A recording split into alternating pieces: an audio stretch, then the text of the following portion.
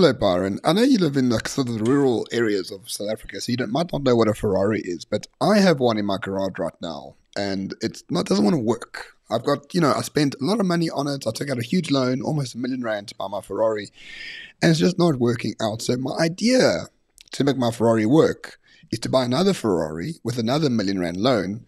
And when I have two Ferraris in my garage, there will be competition amongst the Ferraris, and then maybe because of the jealousy generated by the competition, one of those Ferraris will start working, and therefore it is good for my personal life because now my Ferrari will actually start working thanks to competition.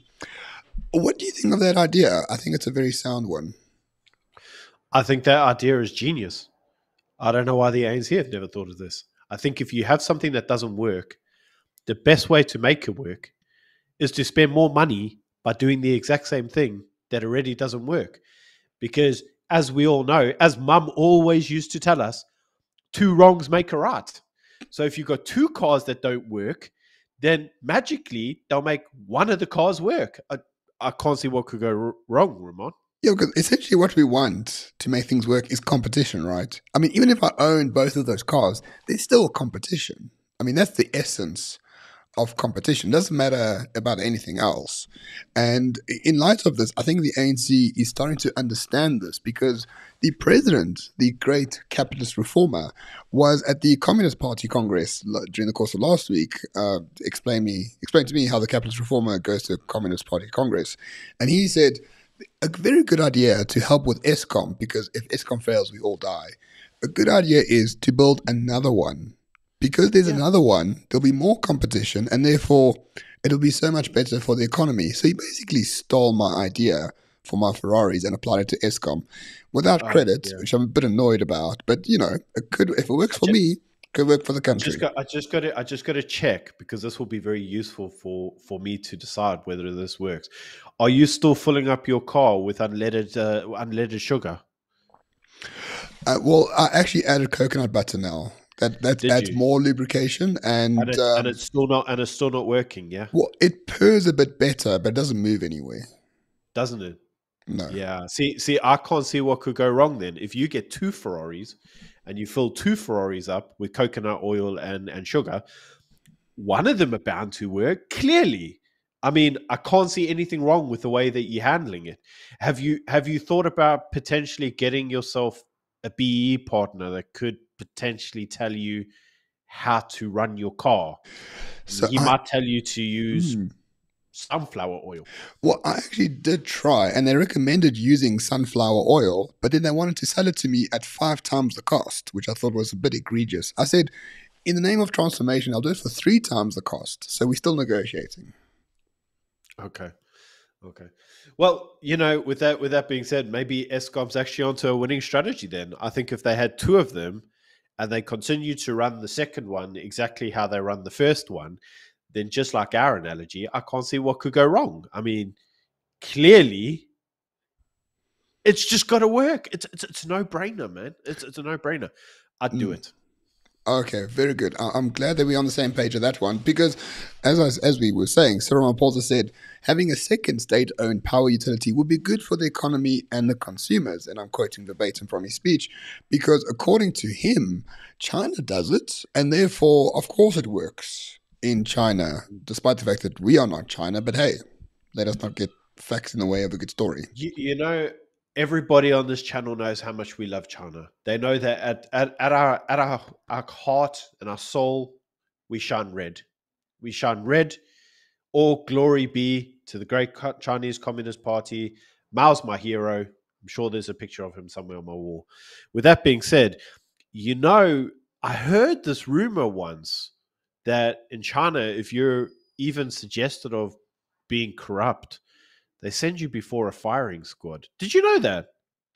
As far as I understand, they send you before a firing squad, and then they send the invoice for the bullet used to shoot you in the head back to your family because, they don't want to just waste the GDP on bullets. I think we should import that to South Africa, actually. I'm thinking that's a brilliant idea. I mean, as we all know, the ANC strives to be more communist in its approach, and it does look to the Chinese Communist Party for inspiration. I'm inspired. I'm sure our audience will be inspired too. I think so too. I think it's a very, very good idea and something that we should assist the ANC with transforming in terms of importing these wonderful ideas from the Chinese Communist Party. 100%. Because, I mean, the only problem with that idea is we're going to run out of bullets and they're really expensive already. So people like us, who are gun owners, you know, we need to Well, take that into effect. I can see that as being a great capitalist market where what we could potentially do is sell our bullets to the government at an Mm. exorbitant cost. I'm thinking 20,000 Rand a bullet seems fair. And then they could just use our bullets and adopt a Chinese communist strategy. So it's a win for the capitalist and a win for the communist. I can't see what could go wrong. Well, I mean, you're a dirty capitalist like this, but I'm more of a philanthropist. I'm quite willing to donate my bullets as long as it goes into the head of ANC cadres. Like, I'm quite willing to do that. It's a sacrifice I'm willing to make on behalf of the nation. And in the name of patriotism, I think that is something all gun owners should do. I think that makes you a real hero and a hero of the people, Ramon. I salute you. My capitalist ways have nothing in line with your philanthropy. And I think that, this is one Communist Party strategy that I could really get behind. Yes, but if we're serious for a second, the idea that to build a second ESKOM because China does it is a great idea is seriously one of the most moronically dumb, low IQ ideas I've ever heard in my entire life. And this is supposed to be a news channel, but sometimes you just have to look at the news and think to yourself, what timeline are we? Like, what on earth is going on here? So, I mean, the amusing part about this, just so everybody knows, we were being tongue in cheek, and I think if we are going to adopt Chinese strategies, then that other strategy we talked about is probably a good one to adopt too. But at the end of the day, I think if we look at Medupi and the other power stations we've got here, they years and years and years over time, they billions overspend and they don't fucking work. So, with that being said, like, even if we adopted this new power strategy tomorrow morning, like, where the fuck are you going to get these power stations from, man? It's like, ESKOM might as well just build some of their own.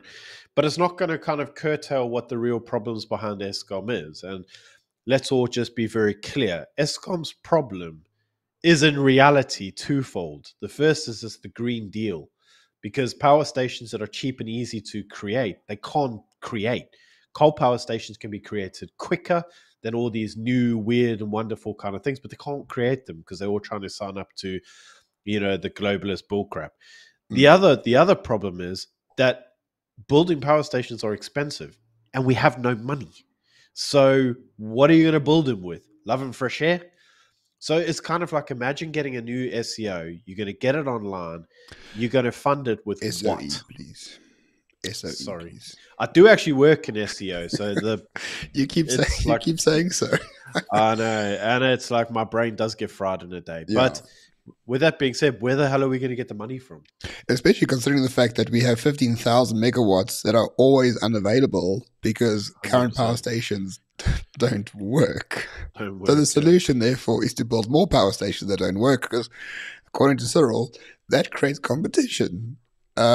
Somehow, despite the fact that the same people run, control, and own both enterprises. And It's it, just and so it's and dumb. it's and it's funny that the problem is that the reason they don't work is because of the way they run the damn things, and Yeah. that ain't going to change. You might have two of them, but you run them the same way, which is why a joke was like, "Do you still fill up your car with, sugar? Because ain't going to fix it." With that being said, I've heard some people say, and news articles have come out today, that this was kind of like a spoof or a joke. Now, I don't know about you, Ramon, but I watched that Chinese Communist Party address Squirrel gave, and he was being 100% dead serious, man. So, like, the fact that he's left there and gone, "Oh, I talked a load of rubbish," like, when he said it, he was dead serious. And Mm. ironically, he identified the problem. So it shows you that he knows very well what the problem with ESKOM is. He knows that the country is dependent on it, and if ESKOM goes down, like, we're all screwed. he actually says, like, when I fly over this country, I look at the lights and I'm always amazed at how beautiful it is with the lights. He says, and then I realize this is all being powered by one company. And if that company goes under, like, we've got a problem. So he knows what the problem is. But it's like, because he's addressing the communists, he's like, well, we can't have these private entities come in there. We need to have market forces that come in, and market forces will create something that's more competitive. He identifies all of that, and he's like, but the means, as we know, the old communist fashion, the means of production must be owned by the people, so the state, and the people being himself, of course. But Carol Payton, who I really dislike, I think is a bit on the money here, where she says later this week Cyril's going to announce several interventions for energy production, which are mainly going to be private supply of energy. So therefore, when these statements are made, and I'm sure she's got an inside ear to what the presidency is going to say in time to come, this notion of a second ESKOM is fanciful at best or a lie at worst. And according to her, he just said it because Montashe needs something to do. Like he needs something to do as a mandate. So he just said, yeah, build ESKOM 2.0. We'll let Gwede run with it between his Jack Daniels and his thieving corruption. But apparently it was never an idea to actually implement it in the first place. But the fact that he even said it in a public conference in front of communists already makes me upset. I shouldn't be, but immediately distrustful that perhaps this will actually be an idea that will run through it. There is no shortage of stupid ideas that the ANC will not pursue. In the ANC.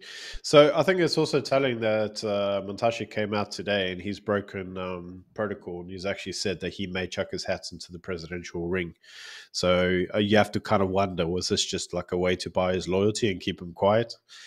But with all that being said, there were some other things that came out of the Chinese Communist Party speech that did have me concerned. And there were things like, the private market needs to be railed in, and we need to accelerate the rate of transformation, and we need to be more radical in adopting the NDR and, centralizing everything and driving out the whiteys. Yes, he talked about those that control the economy. He used, the crib words, which basically means the whiteys. So you have to kind of look at that and go, well, is he saying all of that because he genuinely believes it, or is he saying it because he's just pandering to people? And depending on who you are, you'll have a different view. But my view is, and I'm sure you agree, I suppose the biggest concern is that of twofold. The first is that private enterprise listens to a lot of this stuff, and then they make decisions based on what they're hearing on whether or not they want to stick around this place and invest. And when you're giving those kind of signals, even if you're saying them tongue-in-cheek and just trying to pander to some stupid, dumbass communists, then it's not a good idea. But the second problem is what it does is it emboldens certain cabinet ministers to try to push out commentary that's more reform, more radical than you would expect. And they would kind of cite, well, the commander-in-chief, using the FF language, is all on board. This is his idea, so it's not ours. We're not the radicals. So it's a risky strategy all around, and it's just dumbass, which shows you Squirrel the Great Reformer is, in my opinion, to quote Red Foreman, is a dumbass. Simple as that. Well, based on what he's told the commies, to me, Cyril doesn't have anything. He doesn't believe in anything. He only believes in something depending on who he's talking to. So if he goes to the commies, he'll say, yeah, ESKOM 2.0, it's great. To create more competition, because communism loves competition for some reason. If he goes to the corporate sector, he's like, yeah, we will deregulate. When he goes to the unions, we will enforce stronger employment laws. When he goes to the State of the Nation address, he'll build bullet trains in smart cities. The man has no ideas on his own. The man is an empty vessel. The emperor has no clothes. And 100%. That uncertainty about everything he says leads to a lack of investment and a lack of contributions to the South African economy.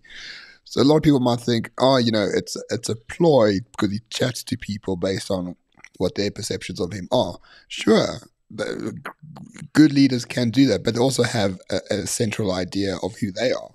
And Squirrel doesn't. Squirrel is just an empty jacket.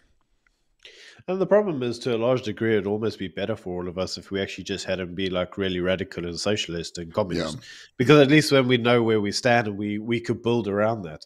The fact of the matter is that we're all sitting here constantly second guessing: is he going to reform? Is he going to do this? Is he going to do that? And as a result, no one can actually develop a coherent set of policies or decisions around that. So ironically, his approach is probably actually the worst one for us, because you can't get policy certainty. And at the end of the day, investment needs policy certainty, because that policy certainty allows them to determine whether or not the investment will be useful. yeah, And you can't get anything that's certain out of a, how should we say, out of a chameleon. Chameleon just changes as close its spots as it needs, and the guy's yeah. a jackass, man. He is, and it's also the reason why Ramaphosa died, and the Great Reset and the Great New Dawn and whatever it's called died with it, was because the man said he will unite the ANC, he will unite the country, he will put corrupt people into prison, and he's going to reform the economy for whatever bullshit. He's done none of that because he's weak and doesn't know his arse from his elbow, and that's what killed it. It's not outside interventions that killed No. the myth of the New Dawn. It's Cyril himself for not actively taking strong decisions. All you have to do is you come into the ANC, you arrest the top 10 most corrupt ones, you put them in jail, you tell the rest, you want to go in jail or you follow me? Once you follow you pass anything you can through Parliament. It is really easy when you have the majority. And there you go. That's the great reform. That's how it's done in China. That's how it was done in Singapore. That's how it's done in many other countries around the Yeah, world. but let's all be honest. How successful is this going to be? We got Gueda, who's currently running for the chairperson of Natal, all right, and she's on. I think the last count was 2,000 corruption charges. Like, she's got to step aside. Does she give two shits? Nope. Nope. She's still running for it. And now today, the news came out that she's still using the Stalingrad strategy, going, I can't afford legal counsel, so let's push the case beyond and beyond and beyond. So if you look at it from that perspective, like, that's your chairperson of Natal, and she ain't even stepping aside. And what's Cyril doing about it? This is his ANC. Well, nothing. Let's look at all the other cadres that are out there. Like Sele. Sele has been told by the public to Futsekwena like how many times, and he's still there. Yep. Right? Look at Zulu. Zulu is a fucking moron. I'm pretty sure she got two peanuts that are in her head, and one of them is rotten. Like, there's nothing in the ears there, but she's still there. Why has he got these people in power? He's got these people in power not because of their competence, not even because they hold the ANC together, but they gave him a vote. And it's nothing more than voter politics. So with that being said, like, if Cyril had to come in and basically arrest the top 10, that's his voter base gone, mate. He's arrested everybody. So is he really going to have the support from the ANC? Like, no. And he knows that. So is Cyril ever going to reform? Oh, fuck no. No, of course not. It's But never going to happen. the thing is, if he did arrest the top 10 and he did have serious reforms, the DA are going to lick his ass and give him whatever he wants in time to come. He won't 100%. need the ANC. The population No, he will won't. love him for what he has done. But because he can't unite the ANC, he can't unite the South Africa, he can't. Then he won't be ANC, mate. Yeah. He'll be DA. And Doesn't you know what matter. he said? He will still be Cyril. He will still be. You Cyril. don't want to be Cyril. He wants to be the ANC. He'd rather be seen as a weak president than the person who split the ANC. His words, not mine. Yeah, Right? and he's going to go down as the person who killed the ANC and who killed South Africa. So because of weakness, once again. Anyway, I think we should end that. It's over almost 20 minutes. Sorry, everyone. It's quite a long video, but I thought you would find this quite valuable. Final words from you. We got asked for a lot of people to comment on this, so don't say we don't give you what you ask. Exactly. Thanks. Unlike the ANC. Thanks for watching, everyone. Cheers. Take it easy. Bye.